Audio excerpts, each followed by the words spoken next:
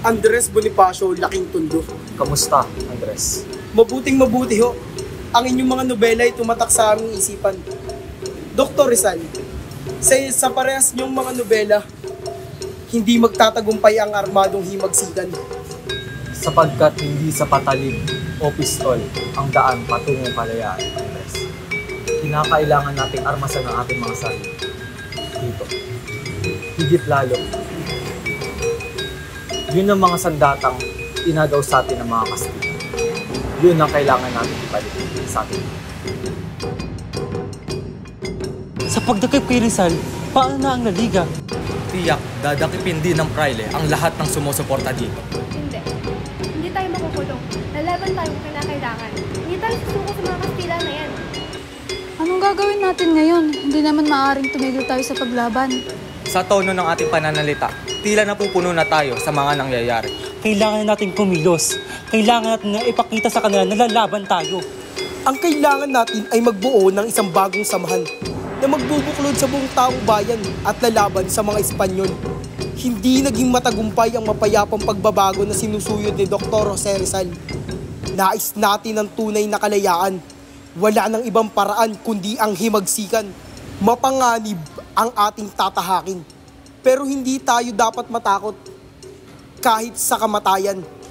Isipin natin na tayo ay malakas, matibay at makapangyarihan. Makapangyarihan, tayo ang kataas-taasang, kagalang-galangang katipunan ng mga anak ng bayan.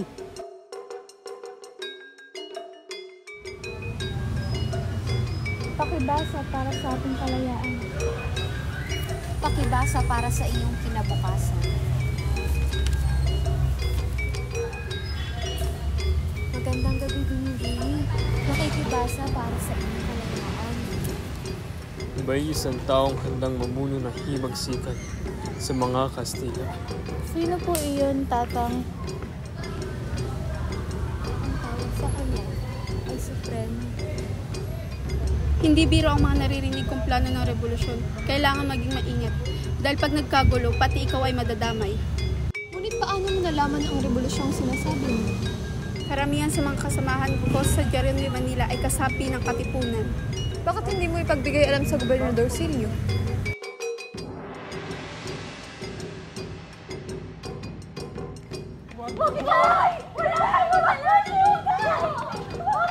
Umaming ka na! Umaming ka na! Wala ho akong alam sa mga sinasabi niyo. Ah, ganun ba?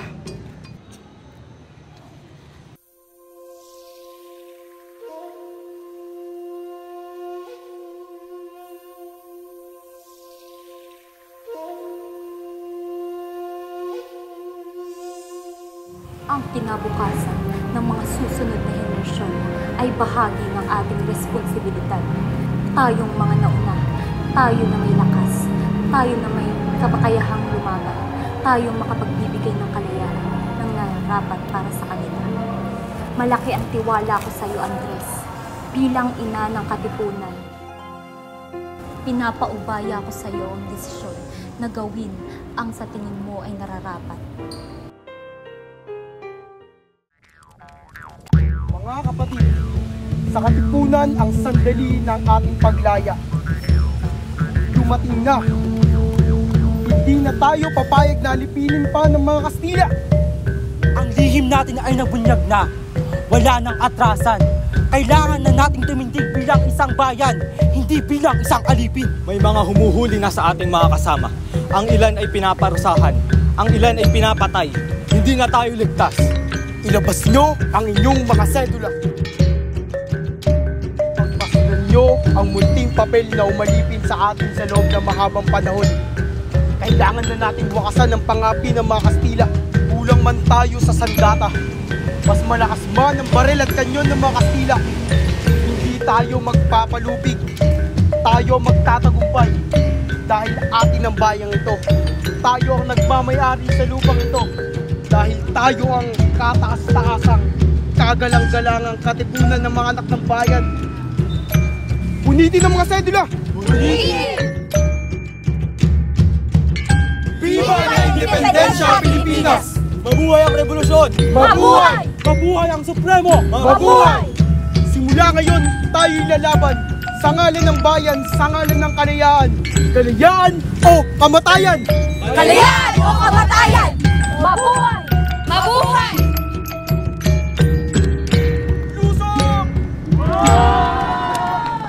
Ang labanan na iyon ang nagbigay ng lakas ng loob at inspirasyon sa iba't ibang mga lalawigan para mag-aklas at labanan ang mga Kastila. Pero hindi lahat ng labanan ay tagumpay dahil sa kakulangan ng mga armas. Dumating ang panahon na pinakamasakit para sa Supremo. Buhay ng mga Katipunero ang naging kabayaran para sa kalayaan ng bayan.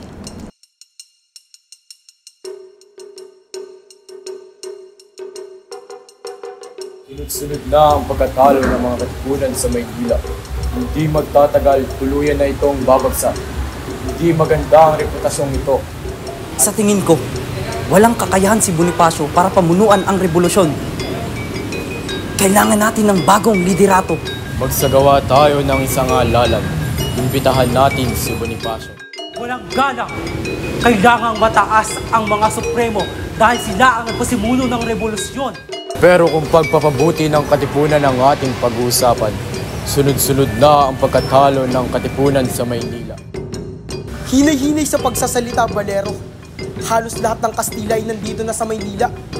Kami ang umaatake at sumasalubong sa kanila.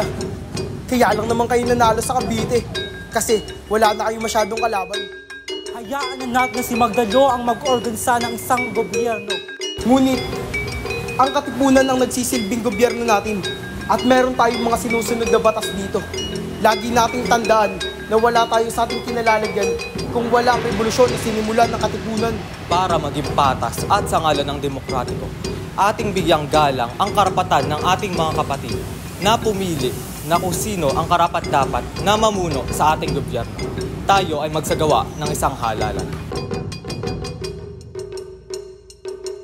At ang nanalo bilang presidente ay si Emilio Aguinaldo. Andres Bonifacio ang nakakuha ng pangalawang pinakamaraming boto.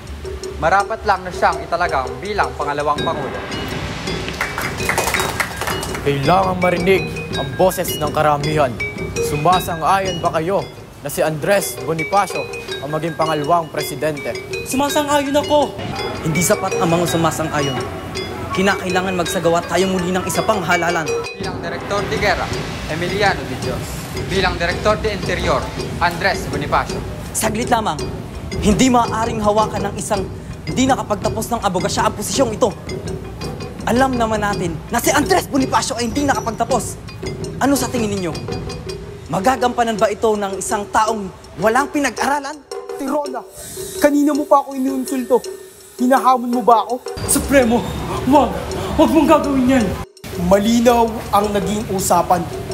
Nagkasundo tayo na gagalangin natin ang kalalabasan ng halalang ito. Pero kayo na rin ang sumira ng usapan. Bilang Supremo ng Katipunan, pinapawalang bisa ko ang halalang ito. Hindi ko itinataya ang buhay ko para magkaganito tayo. Hindi ako ang kalaban.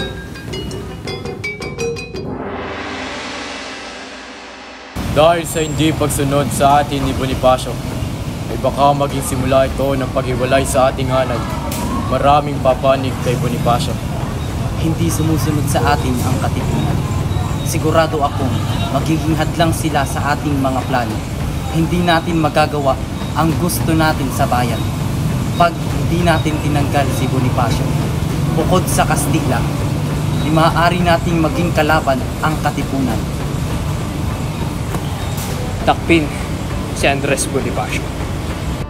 Procopio, kamusta ang ating mga miyembro? Sila ay pinaghahandaan namin para sa ating mga paglusog. Mabuti naman. Teka. Naririnig mo ba yan?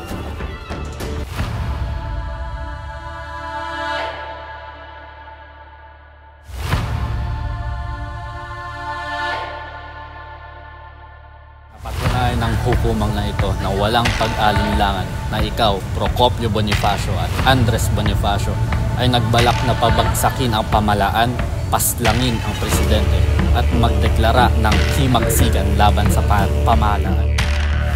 Procopio, magbalas ka. inaantay ka na ng ating mga kasama. Tuloy ang laban. Pero kuya, baka tayo napapahamak? Pati ang mga mahal ko sa buhay. Andres at Procopio Bonifacio, kayo ay nahatulan ng kamatayan. Sino nagsabi sa hatol na iyan?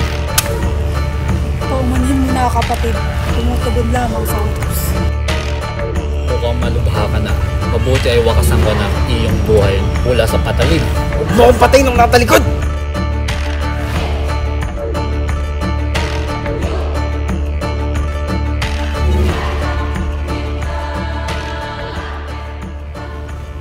Kinagagalak ko po ang inyong pagkapangulo, Ginoong Emilio.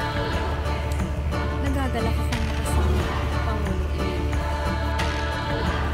Salamat sa inyo mga pagpili. Ginagagalak ko rin na makasama.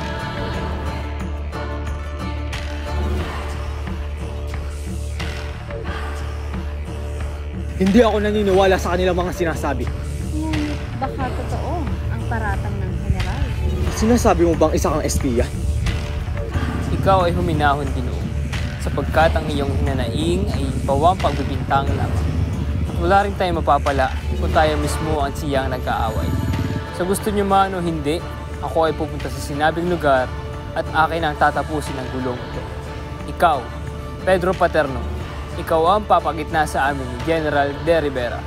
Kung yan ang iyong nais, Pangulong Emilio. General Primo De Rivera, do you agree that I, Pedro Paterno, will be the negotiator and translator between you and President Aguinaldo? I agree.